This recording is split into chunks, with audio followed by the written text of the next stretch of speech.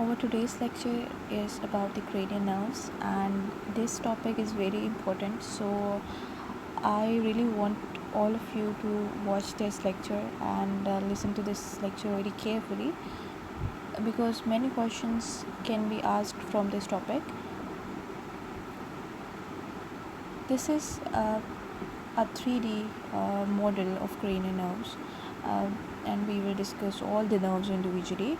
We will discuss about the functions of each nerve and the organs or the structures that these nerves are supplying. But before that, we will take a brief introduction of the cranial nerves.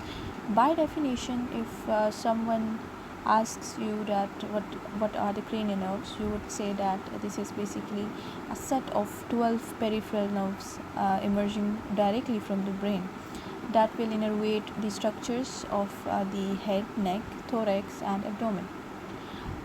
These nerves basically have lots of functions, and depending on these functions, these nerves can either be sensory or motor, or these can be mixed.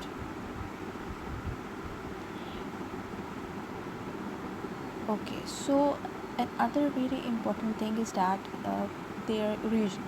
Cranial nerves basically are the nerves of the peripheral nervous system that emerge from the foramina and fissures of the cranium, and they have a numerical order from 1 to 12, which is determined by their exit location within the skull. All cranial nerves basically originate from the nuclei in the brain. The first two cranial nerves, which are the olfactory and the optic nerves, which we will discuss later. These two nerves, the first two nerves, basically originate, or we can say that these two have nucleus in the in the cerebrum. And there is another important nerve, which is the spinal accessory nerve. This has a nucleus within the spinal cord, while the rest of the cranial nerves will originate from the brainstem. The cranial nerves supply the sensory and motor information to the structures of your head and neck, and the thorax and the abdominal cavities. There is only one basically cranial nerve, which is a vagus nerve, which will extend beyond the neck to innervate the thoracic and the abdominal viscera, which we will discuss later. And there are some other terms as well, which I would like to highlight. You will encounter different terms when you will study about the cranial nerves in your books or somewhere else. You will see that there are terms used with these nerves as efferent, efferent, mixed, general, visceral, special or somatic, etc. So basically these are called the modalities of the cranial nerves. So we will talk about these terms as well. The function of a nerve is to carry the sensory or the motor information between the body and the brain. The function of the nerve is just to carry the sensory or the motor information between the body and the brain. The terms that I have told you earlier, those are basically the modalities of the cranial nerves. Just remember that the function of a nerve is to carry the sensory or the motor information between the body and the brain. If the information goes from the brain to the periphery, then it is an efferent, which is the motor nerve. Okay, once again I am repeating it. If the information goes from the brain to the periphery, then this would be an efferent or motor nerve. If it travels from the periphery and it is bringing the information from the periphery to the brain, then it would be efferent sensory nerve. And the nerves can do both. The cranial nerves can do both, unlike the spinal nerves, which will always be mixed nerves. The cranial nerves can either be purely motor or purely sensory, or these can be mixed nerves. Okay, so as till now we have talked about the efferent and afferent terminologies. Now we will discuss about the terms special, general, somatic and visceral. So please note it down. The information is classified as special if it travels from our special senses. Once again, the information is classified as special if it travels from our special senses, which are vision, smell, taste, hearing and balance. While the general would be described as the information to and from everywhere else from your body. The information carried out by a nerve is called somatic if it goes to and from the skin and the skeletal muscles, or we will call it visceral if it travels to and from our internal organs. So I am going to repeat these terms again. So far we have talked about the efferent nerve, and we have talked about the special, general, somatic and visceral terms. Special term, we will give this term to a nerve if it will carry the information from our special senses, the vision, smell, taste, hearing and balance, while the general describes information to and from somewhere else or anywhere else from the body. The information carried by a nerve is called the somatic if it goes to and from the skin and the skeletal muscles, or it can be visceral if it travels to and from our internal organs. So combining these categories, it will allow us to define the functional components of a nerve. For example, if the nerve fibers carry the special sensory information, we will name it as special efferent nerve. And if on the other hand, if a nerve is carrying the sensory information like the touch, pressure, pain and temperature, then we will name it as general efferent nerve, because this is bringing the sensory information from the periphery to the body, and it is taking the general information, for example the touch, pressure, pain and temperature. So we will name it as the general efferent nerve. So this is very important for you to understand these terms, so that when we combine these terms it gets easy for you to understand. Okay, now we will individually discuss each nerve. Okay, so starting with the first nerve, you are looking at the brain from below. Here is the first nerve, which is called the olfactory nerve. This is a special somatic efferent nerve which innervates the olfactory mucosa that basically lines the nasal cavity. That means the receptors, the sensory receptors are present within the olfactory mucosa, and it carries the information about the smell to the brain through these receptors. The olfactory nerve has many branches. As you can see, these tiny branches arising from the olfactory nerve. You can see the tiny branches originating from the olfactory nerve. So these are branches coming out of the olfactory nerve. These branches will pass from the nasal cavity through the cribriform plate. The cribriform plate, we have already talked about it in the musculoskeletal system, and I really hope that you would remember that the cribriform plate was basically the part of the ethmoid bone, which was the bone of the interior cranial fossa, and the cribriform plate had tiny holes within it, and I told you that the olfactory nerves pass through the cribriform plate into the brain. Okay, so this nerve basically is concerned with the sense of the smell, and I have told you about its origin, that it has receptors present in the olfactory epithelium of the nasal cavity.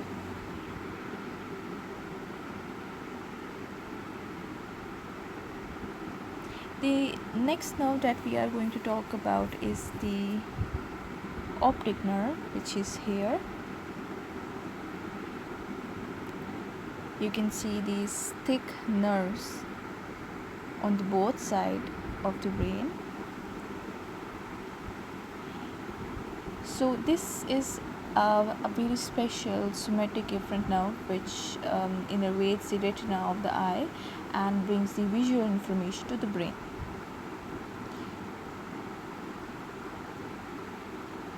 Another very important thing is that the on the floor of the middle cranial fossa, this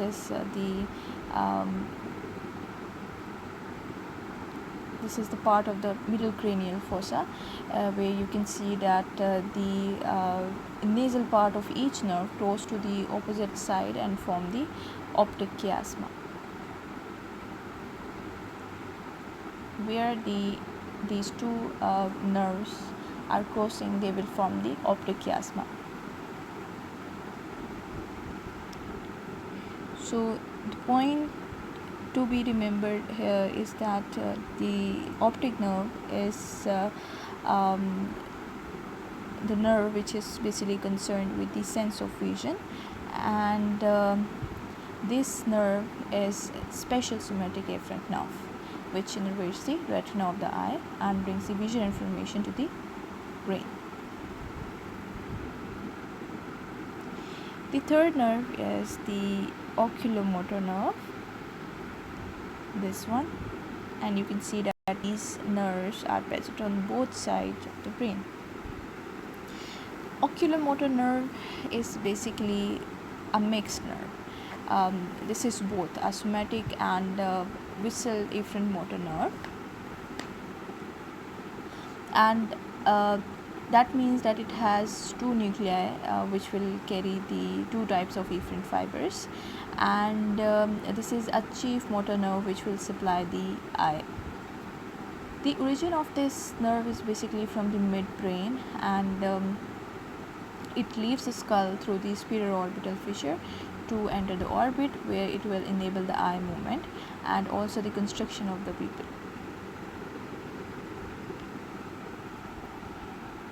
So the point to be remembered here is that this nerve supplies the inferior, medial and superior recti, the inferior oblique and the levator palpebrae superioris muscles of the eye, and it also innervates the ciliary muscle and the pupillary sphincter, and this arises from the midbrain.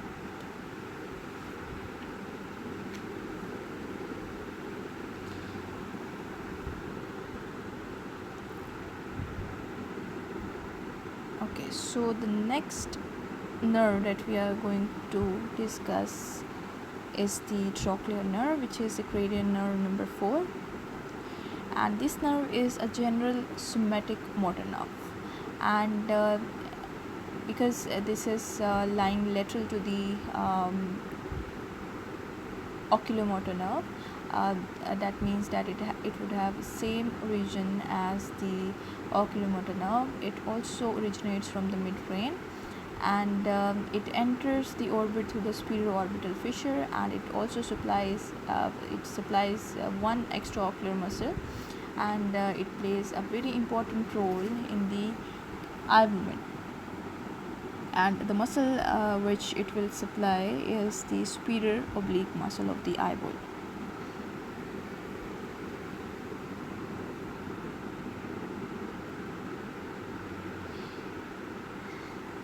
So the next nerve that we are going to talk about is the trigeminal nerve, which is very important nerve, and this nerve is a mixed nerve which contains both the special visceral and the general somatic fibers.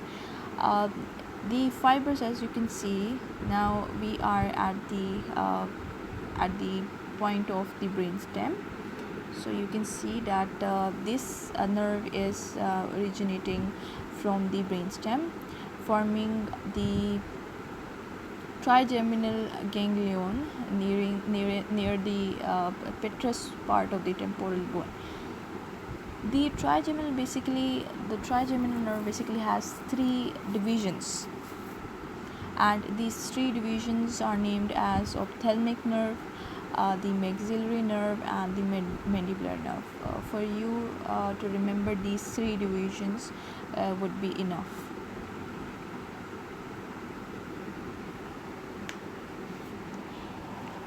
The important points to be remembered about the trigeminal nerve are that this is a larger nerve with three main branches, and although this is a mixed nerve, but it mainly carries somatic sensations from the head and supplies the muscles of the lower jaw, which are the muscles of chewing.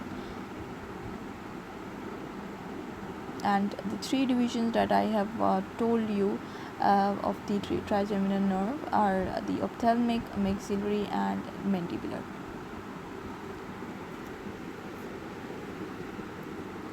The next cranial nerve which we are going to talk about is the abduction nerve, which is the cranial nerve number 6. You can see it here. This nerve is a general somatic efferent nerve, and this nerve basically innervates the extraocular muscle, which is the lateral rectus muscle, and it originates from the level of the brain stem, and it also exits the skull through the superior orbital fissure. And this nerve also plays a very important role in the eye movement.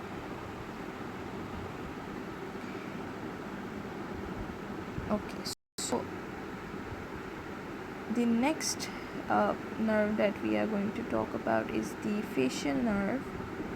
Let me rotate the model.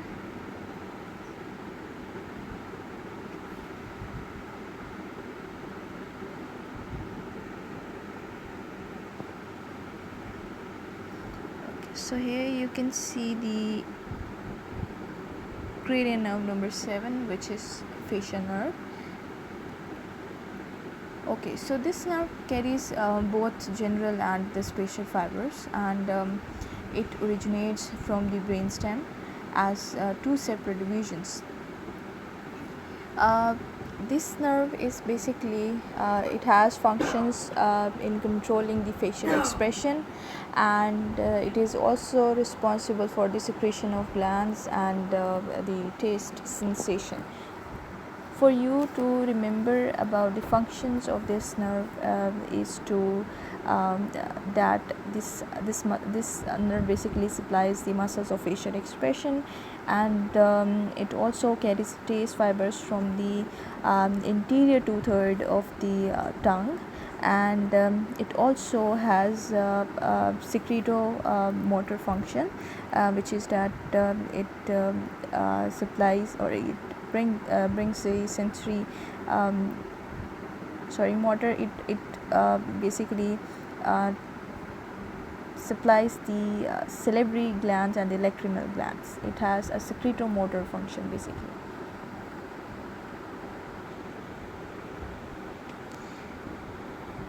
Okay, so the next nerve which we are going to discuss is the vestibular cochlear nerve, and this nerve basically it carries the sensations from the vestibule and the cochlea of the internal ear. It has two parts, the vestibular part and the cochlear part. The vestibular part is basically responsible for the balance, and the cochlear part is responsible for the hearing. The next nerve which we are going to discuss is the glossopharyngeal nerve. The glossopharyngeal nerve is a cranial nerve number 9, and it also originates from the brain stem, and it leaves the skull through the jugular foramen. This is very important for you to remember, that the glossopharyngeal nerve leaves the skull through the jugular foramen. This nerve basically it enables the swallowing, the salivation, and the taste sensation, as well as the visceral and the general sensation in the oral cavity. This nerve basically is responsible for the taste of the posterior third of the tongue. The interior two-third of the tongue, the taste of the interior two-third of the tongue, the nerve which was responsible for that was a facial nerve, but the glossopharyngeal nerve is responsible for the taste from the posterior third of the tongue. It is a very small nerve which is mainly sensory in nature, and it supplies much of the tongue and the pharynx as indicated from the name. And this nerve also supplies the parotid salivary gland. The next nerve which we are going to talk about is the vagus nerve, which is the cranial nerve number 10. This nerve is very important because this is the only nerve which goes beyond the neck to supply the thorax and the abdomen, and it supplies the organs, the viscera within the abdominal and the thoracic cavities. It originates from the multiple nuclei in the brainstem, and this also exits the skull through the jugular foramen. This is the longest cranial nerve, and this is the only one to leave the head and neck region, and it travels into the thoracic and abdominal cavities, and this provides the parasympathetic supply to the visceral organs. You can be asked in the MCQs that which of the following cranial nerve supplies the parasympathetic supply to the visceral organs in the thoracic or the abdominal cavity. Then the answer should be the vagus nerve, which is the cranial nerve number 10.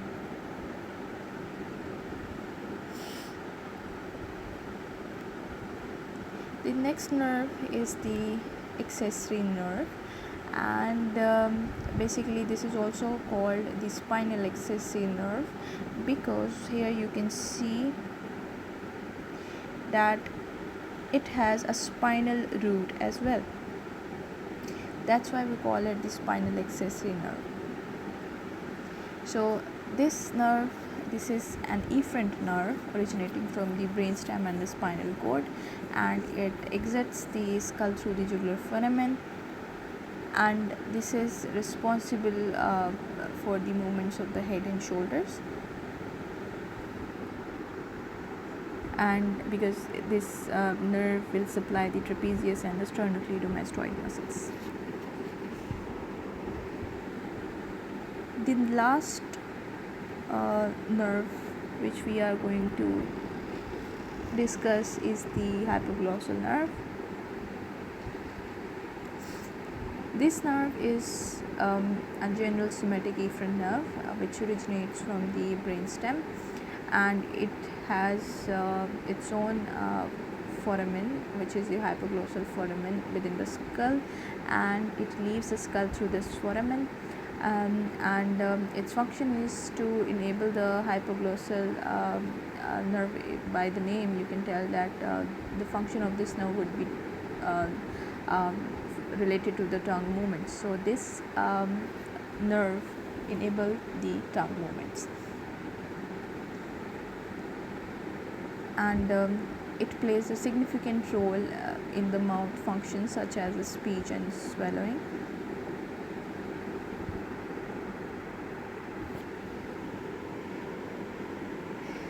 So I am going to repeat the nerves, the name of the cranial nerves.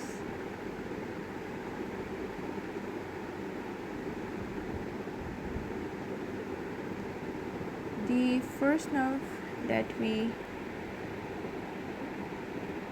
discussed was the olfactory nerve.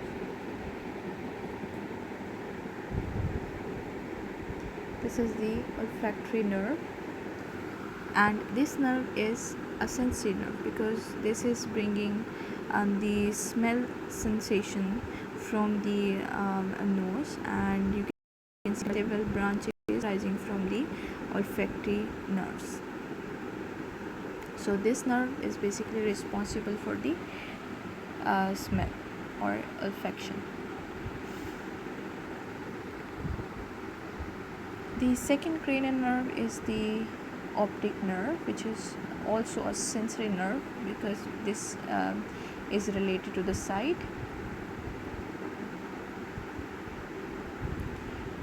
The next nerve is the oculomotor nerve, and this one is a motor nerve, and this nerve is responsible for the movement of the eye, and it supplies all eye muscles except those supplied by the cranial nerve number 4 and 6. The next one that we discussed was the trochlear nerve, and this is also a motor nerve, and it basically supplies the superior oblique muscle. The fifth cranial nerve is the trigeminal nerve, and it is a sensory nerve that brings the sensations from the face, sinuses and teeth, etc. And it has a motor, this is basically a mixed nerve, and it has a sensory and a motor part. The sensory information it brings the sensory information from the face, sinuses, teeth, etc. But the motor function is motor function is related to the muscles of mastication. The next one is the abduction nerve, and this is basically a motor nerve, and it is related to the external rectus muscle. Then comes the cranial nerve number 7, which is the fascia nerve, and this nerve basically supplies the muscles of the face, and this is it also brings taste from the interior 2/3 of the tongue.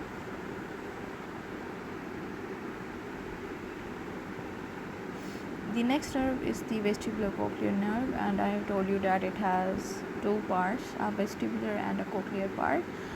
The vestibular part is responsible for the balance, and the cochlear part is basically responsible for hearing.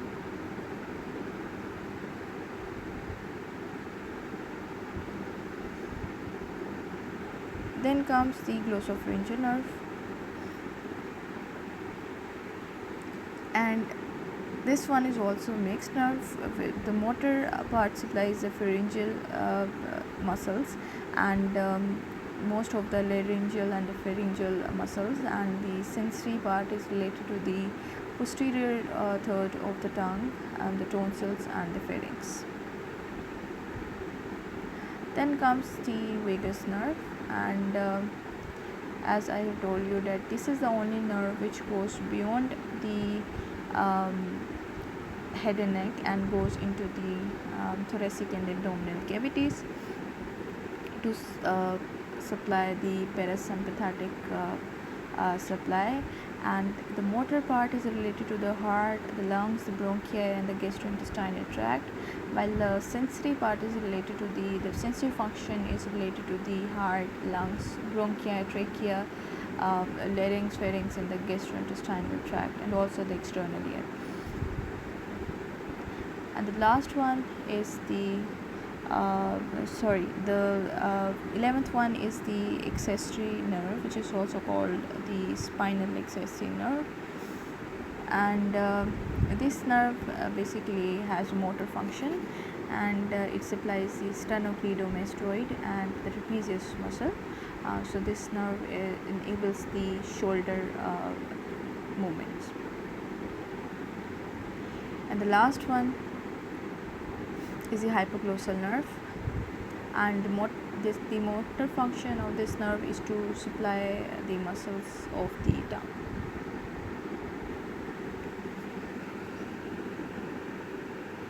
Okay, so that's all for today, and I will share the mnemonics to remember that which nerve is motor, sensory, or mixed. And I will also remember, or I will also send you the mnemonic to remember the names of these cranial nerves in sequence, because this is very important for you to remember the sequence of the cranial nerves. That's all for today, and if you have any question regarding this topic, then you can ask. Thank you so much.